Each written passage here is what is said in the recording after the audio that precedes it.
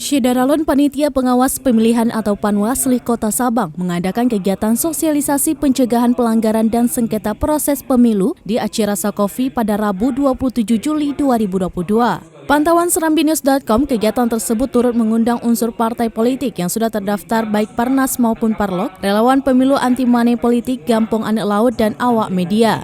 Dalam pertemuan itu, Ketua Panwasli Kota Sabang, Dasrul Rinaldi, meminta partai politik agar terus berkoordinasi dengan KIP maupun Panwaslu terkait peraturan perundang-undangan yang berlaku dalam proses pemilu tahun 2024 sehingga peluang terjadinya pelanggaran dapat diminimalisir. Adapun materi dalam kegiatan sosialisasi pencegahan pelanggaran dan sengketa proses pemilu ini disampaikan oleh Sunarno, Kordif HPPS Panwasli Kota Sabang, dan dilanjutkan oleh anggota KIP Kota Sabang Divisi Hukum Akmal Said.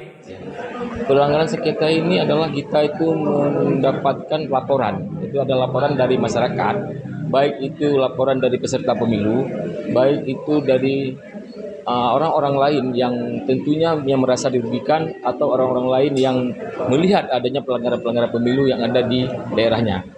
Sehingga kami di Kota Sabang ini nanti akan membentuk atau meng-SK-kan tim yang bisa menerima laporan daripada masyarakat tersebut. Sehingga setelah diverifikasi, kemudian kita kaji apakah itu masuk dalam sengketa proses pemilu atau tidak.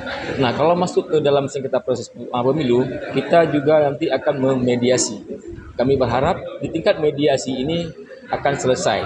Dan apabila di tingkat mediasi ini deadlock atau tidak disepakati perdamaian di situ, maka akan kita lanjutkan ke sidang adjudikasi. Mungkin bisa Pak sebutkan ada contoh atau bentuk pelanggaran yang sudah terjadi di Kota Sabang?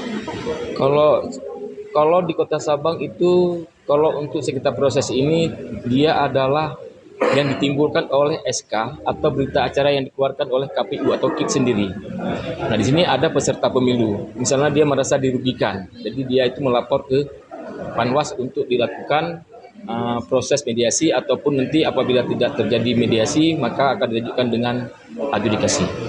Terima kasih Bapak Ibu sekalian. Dari Sabang, Aulia Prasetya, Serambilan TV.